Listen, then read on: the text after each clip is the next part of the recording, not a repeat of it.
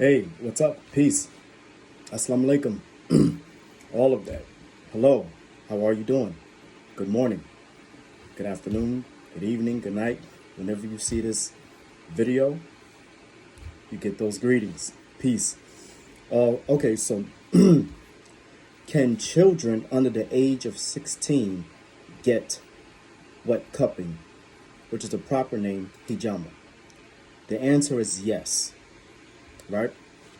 If your baby was born and has received any form of vaccines or injections, or even medicine, from being in ICU, just to stay alive, just to stay alive, to be healthy, to get the necessary nutrients needed to stay alive.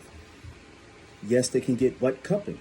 Now, has that child under the age of 16 never breastfed but has been exposed to processed milk, canned milk, dry milk, they can get wet cupping.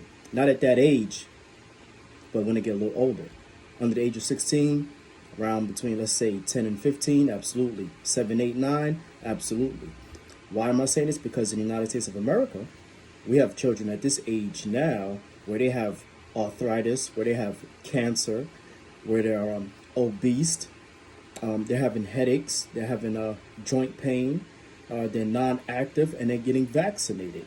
They're being exposed to Popeyes, KFC, McDonald's, Burger King, Wendy's, the corner store food, processed food, potato chips, candy, soda, juice, domestic situations such as mental abuse, verbal abuse, physical abuse. All these different things do matter to the child's upbringing. Yeah, when the coffee is good, I'm telling you. So, wet cupping is essential. And I'm not forcing it, I'm just sharing information with you. If your child under the age of 16 has been exposed to any of that or is experiencing any form of disease, they can get wet cupping. 1 cup. Say 1 small cup, put it in the back, lower back, mid back, upper back. Okay? Will I suggest them putting them on a fast prior to the session? It varies. I would say a lot of soup, a lot of water. You could start juicing for them.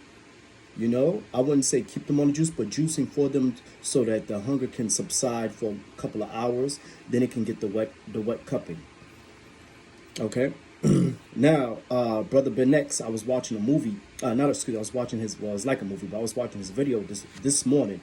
Prior to making this video, he is so on time with the video of patience.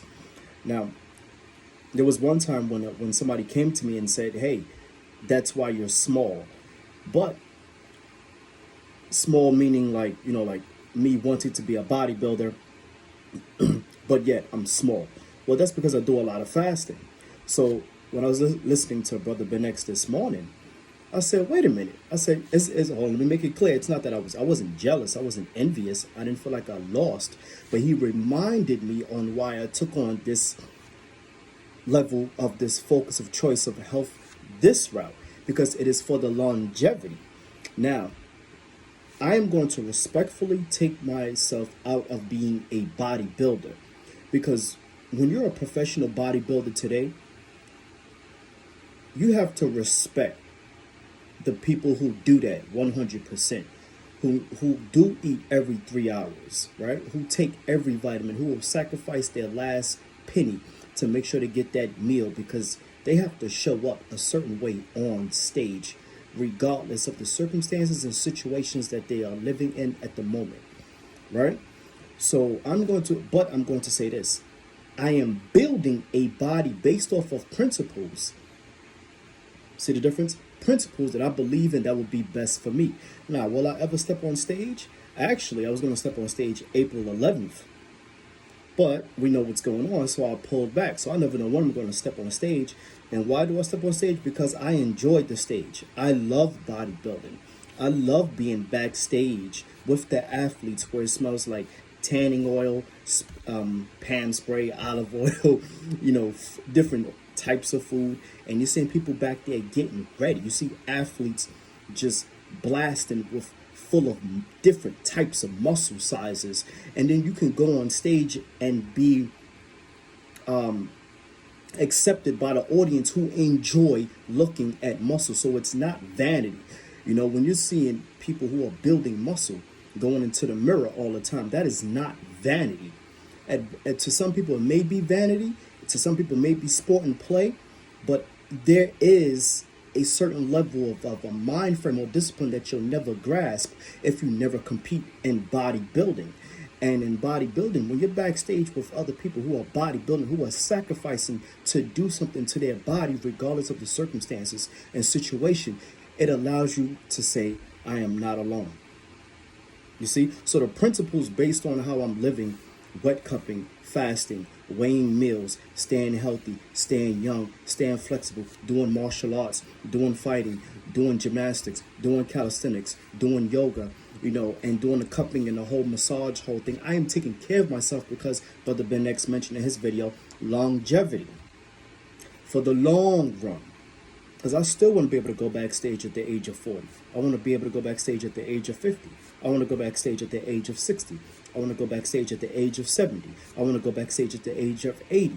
I want to be in the audience at the age of 90, figure out what I did wrong, and go backstage at the age of 100. You see? So I am doing it for the longevity. The longevity. So I will always be building. Okay? But you have to respect the bodybuilder, the professional bodybuilder. Okay? So now, can children get wet cupping? Absolutely. So your kitchen is the very first chemistry lab. What you do in there has an effect on your body, whether you believe it or not. So the Most Honorable Elijah Muhammad said, he said, why run to the exact words? I can't pull it right now, but he said in How to Eat to Live, why run to well, basically what I got from it, why go to the doctor when you were the one killing yourself at the table? Think about that. You're eating food at irregular times, sporadically, inconsistently, size portions, small, big, and you just sometimes just going to keep eating because it's there. You're watching a movie, whatever the case is, and then all of a sudden you get a headache, you get some form of disease, you're throwing up, you're vomiting, you get a cold, or whatever the case is, and then you run to the doctor. The doctor's only going to give you a prescription for what the symptom is, but you were the cause of it when you were at the table. Food is medicine. The kitchen is the chemistry lab. Peace.